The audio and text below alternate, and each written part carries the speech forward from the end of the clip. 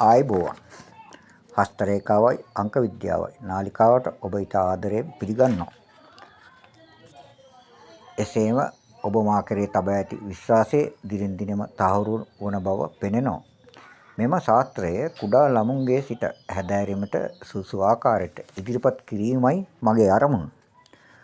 ඔබේ පහසුව සඳහා අද මා ඔබට අත්ලක් පරික්ෂා කර අනාවැකි චරිත ලක්ෂණ කිව හැකි රේඛා වර්ග හා වෙනත් ලක්ෂණ පිළිබඳව ඔබව දැනුවත් කරන්න.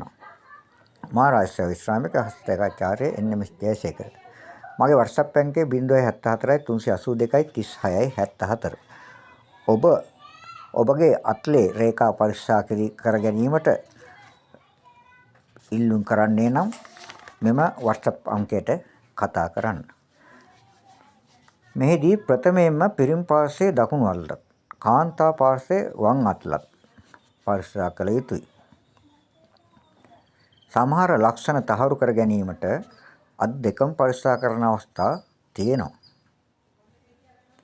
එසේම ඔබ මේ භවයේ ක්‍රියාකාරකම් අනුව ගොඩනැගෙන ජීවිතයේ දකුණු අත්ලෙනුත් පෙර භවයන්ගෙන් ඔබට හිමි දෛවයේ වම් අත්ලෙනුත් ප්‍රකාශ කරන අවස්ථා තියෙනවා. ඊළඟට අත් වර්ග අනුව අනාවැක ප්‍රකාශ කෙරෙනවා. එනම් මෙහිදී ක්‍රම දෙකක් භාවිතා කරනවා. පළමු ක්‍රමය නම් අත්ලේ හැඩය අනුව වර්ග කිරීමයි. 1. පොළොව වර්ගය, 2. වායු වර්ගය, 3. අග්නි වර්ගය, 4. ජල වර්ගය. දෙවැනි ක්‍රමයේදී 1. ප්‍රාථමික හැඩය, 2. චතුරස්‍රාකාර අත්ල, 3. ස්පැටුලාකාර අත්ල. මෙහිදී මේද කොටස් දෙකකට බෙදෙනවා. මණික් කටු ප්‍රදේශයේ ඇඟිලි පාමුලට වඩා පළල වර්ගය හා ඇඟිලි පාමුල මණික් කටු ප්‍රදේශයට වඩා පළල වර්ගය ලෙස. 4. කේතුආකාර අත්ල, 5. මානසික අත්ල, 6. දාර්ශනික අත්ල, 7. මිශ්‍ර අත්ල. අපි බලමු දෙවන ක්‍රමය. මෙහිදී විශාල අත්ල, කුඩා අත්ල, පුළුල් අත්ල, දිග පටු අත්ල යනුවෙන් කොටස් වලට වෙන් කෙරෙනවා. ඊළඟට අත්ලේ මැද වල ගැසී ඇති ආකාරය පිළිබඳවත් ඇඟිලිවල පිහිටීම අනුව, ඇඟිලි අතර පරතරය අනුව, ඒ වගේම තමයි ඇඟිලි පහ පිළිබඳව හා එහි ඇති එක් එක් ලක්ෂණ පිළිබඳව. එසේම ඇඟිලි අනෙත් ඇඟිලි දෙසට නැමීම පිළිබඳවත් පරික්ෂා කෙරෙනවා. ඒ පිළිබඳවත් දීර්ඝ විස්තර ප්‍රකාශ කිරීමට තිබෙනවා.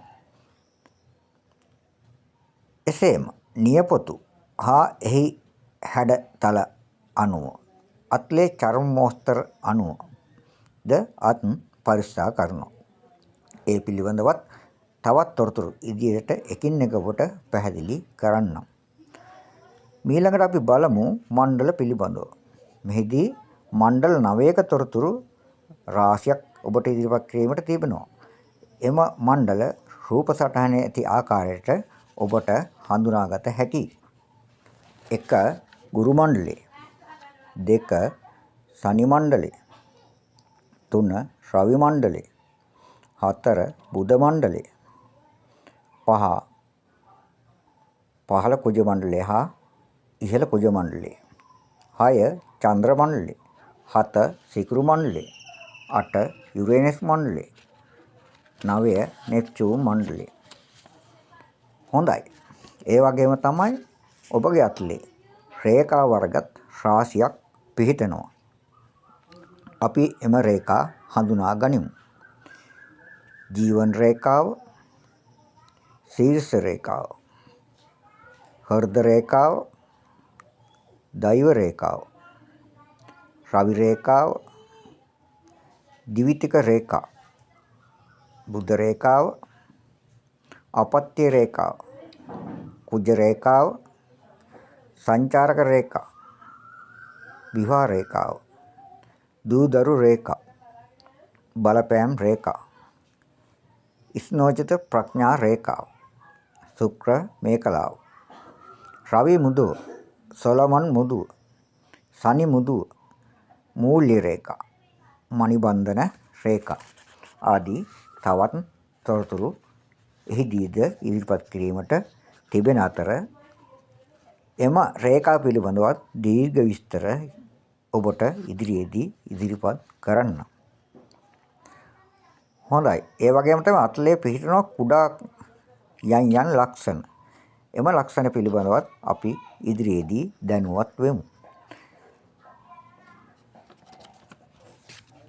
ඔබට ඉදිරිපත් කළ සෑම මූලික කරුණක් පිළිබඳව ඔබට වැටහෙන පරිදි ඉදිරි කාලය තුළ ඉදිරිපත් කරන්න. රැඳී ඉන්න හැමදාම මා ළඟම. ස්තුතියි.